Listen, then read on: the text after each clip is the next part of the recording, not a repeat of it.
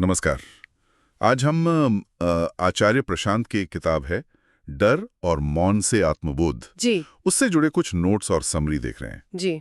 खासतौर पर जो हिस्सा है डर उद्धार मौन के, उस पर थोड़ा ध्यान देंगे।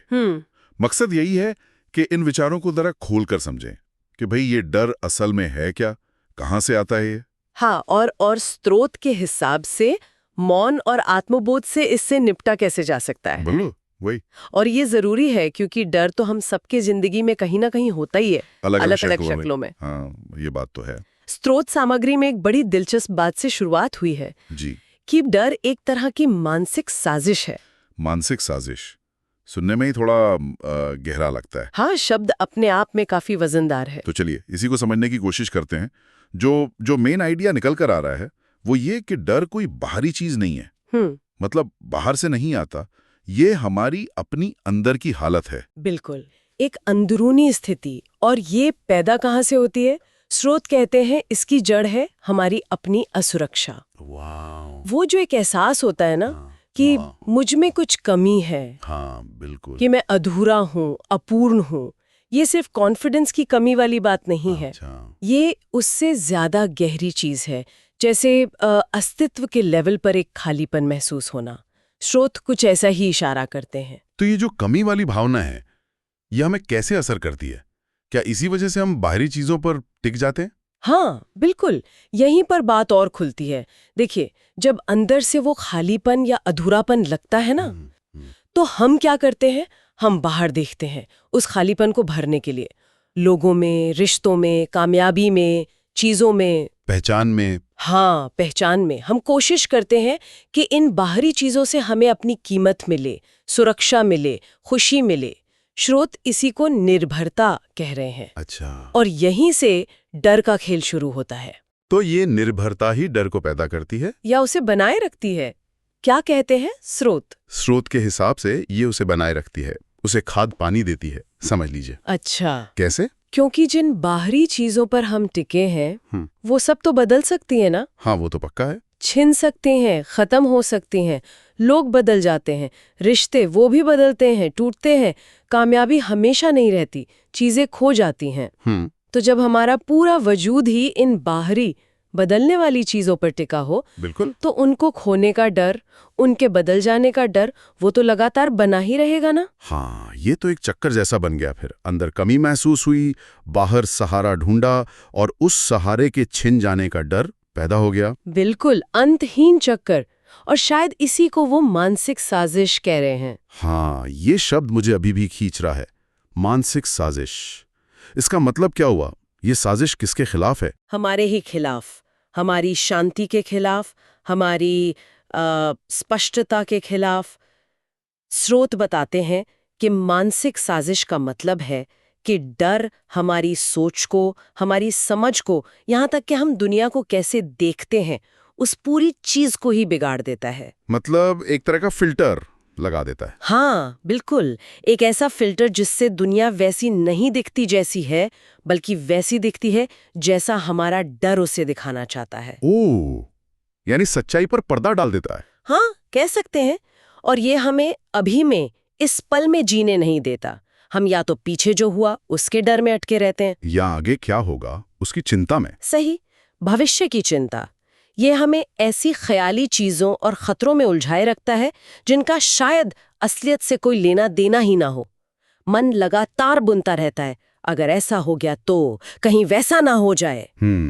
स्रोत इसे साजिश इसीलिए कहते हैं क्योंकि ये चुपके से हमारे होश पर कब्जा कर लेता है और हमें अपनी ही बनाई हुई एक मानसिक जेल में बंद कर देता है। ये सोचने वाली बात है कि कैसे हमारा अपना ही मन हमारे खिलाफ जा सकता है। अच्छा, अगर प्रॉब्लम इतनी गहरी है, हमारी अपनी कमी की भावना और बाहरी निर्भरता में, तो फिर हल क्या है? हाँ, स्रोत का वो हिस्सा डर उद्धार मौन के इसी तरफ इशारा कर रहा है। यहाँ मौन को मुक्ति का रास्ता बताया है। ये मौन क्या चीज है? क्या सिर्फ चुप हो जाना? नहीं नहीं, स्रोत के मुताबिक ये सिर्फ बाहरी चुप्पी नहीं है, मतलब बात ना करना, वो तो है ही नहीं। अच्छा। ये उससे कहीं ज्यादा गहरा है। यहाँ मौन का मतलब है मन के अंदर जो लगातार शोर चलता रहता है ना। हाँ, वो विचारों का, चिंताओं का। हाँ, वही विचार, विश्लेषण, चिंताएं, प्लान्स, वो जो एक बाजार सा लगा रहता है अंदर, उससे थोड़ी दूरी बनाना। दूरी बनाना मतलब उस शोर के प्रति जागरूक होना, सजग होना और उससे अपनी पहचान हटाना। ये कुछ ऐसा है जैसे अपने विचारों को देखना बिना उनमें बहे, उनका साक्षी बनना। तो विचारों को रोकना नहीं है, बस उनसे एक कदम पीछे हटना है। हाँ, बिल्कुल सही समझे। स्रोत इसी प्रोसेस को समझाते हैं। जब हम इस अंदरूनी मौन को प्रैक्टिस करते हैं, जब हम अपने मन में क्या चल रहा है उसे बिना जज किए देखना शुरू करते हैं, तो धीरे धीरे हमें अपने असली स्वरूप की झलक मिलने लगती है। इसी को स्रोत आत्मबोध कह रहे हैं, माने खुद को जानना। खुद को जानना। हाँ, ये जानना कि हम सिर्फ अपने विचार नहीं है, अपनी भावनाएं नहीं है, अपना ये शरीर या समाज में हमारा जो रोल है सिर्फ वो नहीं है, हम इनसे कहीं गहरे हैं, ज्यादा स्थायी हैं। और ये आत्मबोध, ये खुद को जानना, ये डर को कैसे खत्म करता है? क्या लिंक है दोनों में? लिंक बहुत गहरा है। याद करिए, डर की जड़ क्या थी? वो अंदरूनी कमी की भावना। बिल्कुल। आत्मबोध सीधा उसी जड़ पर चोट करता है। जब हमें अपने असली रूप का, अपनी अंदरूनी पूर्णता का एहसास होने लगता है, अच्छा। तो वो जो बनावटी कमी की भावना थी वो अपने आप कमजोर पड़ने लगती है। हमें समझ आने लगता है कि हमारी कीमत या सुरक्षा बाहरी चीजों पर निर्भर नहीं है। क्यों? क्योंकि हम अपने आप में पूरे हैं। तो जैसे जैसे आत्मबोध बढ़ेगा, वैसे वैसे वो कमी का एहसास घटेगा, और क्योंकि डर उसी कमी पर टिका था, तो डर भी कम होगा। एकदम सही। स्रोत यही लॉजिक दे रहे हैं। आत्मबोध हमें उस अंदरूनी सेंटर से जोड़ता है जो बाहरी हालात से बदलता नहीं है। ये हमें एक तरह की अंदरूनी स्थिरता देता है, शांति देता है। जब वो सेंटर मिल जाता है तो बाहर की उथल-पुथल का असर कम हो जाता है, निर्भरता कम होती है। और निर्भरता कम हुई तो डर की पकड़ ढीली पड़ गई। बिल्कुल। स्रोत ये भी बताते हैं कि किताब इस पूरी समझ को वेदांत के सिद्धांतों से जोड़ती है। अच्छा, वेदांत से? हाँ, जो आत्म खोज की एक बहुत पुरानी भारतीय परंपरा है। हालांकि हमारे पास यहाँ वो खास वेदांतिक कनेक्शन की डिटेल नहीं है, पर ये जानना जरूरी है कि इन विचारों की जड़ें काफी गहरी हैं। एक फिलॉसफिकल बैकग्राउंड है इनका। ये दिलचस्प है। मतलब समाधान भी वहीं से आ रहा है जहां से समस्या शुरू हुई थी, हमारे अंदर से। समस्या थी अंदरूनी कमी और समाधान है अंदरूनी पूर्णता का बोध। हाँ। अच्छा, अब थोड़ा किताब की स्टाइल पर बात करें। हमारे नोट्स में लेखक आचार्य प्रशांत की शैली को सरल, स्पष्ट और गहन बताया गया है। ये थोड़ा अजीब नहीं लगता? सिंपल भी और गहरा भी। हाँ, ये एक चैलेंज तो होता है, खासकर जब आप डर, मौन, आत्मबोध जैसे मुश्किल लगने वाले विषयों पर लिख रहे हो। सही। लेकिन रिव्यू यही बता रहा है कि लेखक इसमें कामयाब हुए हैं। सरलता का मतलब यहाँ ऊपरी तौर पर नहीं है, मतलब है कि मुश्किल विचारों को ऐसी भाषा में रखना जो आम पढ़ने वाला भी समझ सके, बिना भारी भरकम शब्दों के। स्पष्टता का मतलब है कि बात सीधी कही गई है, घुमा फिरा कर नहीं। और गहनता इसलिए क्योंकि ये बातें पाठक को गहरे सोचने पर मजबूर करती हैं, अपने अंदर झांकने पर। हाँ, नोट्स में ये भी लिखा है कि किताब में छोटे छोटे अध्याय हैं, चैप्टर्स छोटे हैं। इसका क्या असर होता होगा पढ़ने वाले पर? अक्सर ये तरीका सोचने, विचारने को बढ़ावा देने के लिए इस्तेमाल होता है। छोटे चैप्टर से क्या होता है, आप एक हिस्सा पढ़ते हैं फिर रुक सकते हैं। हाँ, सोचने का टाइम मिल जाता है। बिल्कुल। उस विचार को हजम करने का, अपने जीवन से जोड़ने का मौका मिलता है। ये ऐसा नहीं लगता कि बस जानकारी ऊपर से डाली जा रही है, बल्कि एक बातचीत जैसा लगता है। आप एक विचार पढ़ते हैं, सोचते हैं, फिर अगले पर जाते हैं। तो ये स्टाइल और स्ट्रक्चर पढ़ने वाले को विषय की गहराई में उतरने में मदद करता है, बिना उसे बोझिल लगे। हाँ, ऐसा लगता है। अगर हम किताब की खासियतों को देखें, जो स्रोत सामग्री से पता चल रही हैं, तो मेन पॉइंट्स क्या होंगे? कुछ बातें तो साफ हैं। पहली, विषय की गहराई। जैसा हमने कहा, डर और मौन जैसे टॉपिक को बहुत सीरियसली और डिटेल में लिया गया है। दूसरी, इसका आध्यात्मिक और दार्शनिक बेस, खासकर वेदांत वाला कनेक्शन, ये इसे सिर्फ साइकोलॉजी की किताब होने से आगे ले जाता है। सही। और तीसरी, इसका प्रैक्टिकल और मोटिवेशनल होना। स्रोत बताते हैं कि ये किताब सिर्फ थ्योरी नहीं देती, बल्कि पढ़ने वाले को खुद की खोज और मन की शांति के लिए कुछ करने को उकसाती है, प्रोत्साहित करती है। ये मोटिवेशन वाला पहलू जरूरी लगता है। रिव्यू का निचोड़ भी यही है कि किताब खुद के अंदर झांकने को प्रेरित करती है और मानसिक शांति की तरफ गाइड करती है। तो कोई व्यक्ति जो सच में डर से परेशान है या बस अपनी जिंदगी में थोड़ी और क्लैरिटी, थोड़ी शांति चाहता है, उसके लिए इन बातों का प्रैक्टिकल मतलब क्या हुआ? उसे क्या करना चाहिए? प्रैक्टिकल मतलब ये है कि स्रोत एक अलग रास्ता दिखा रहा है।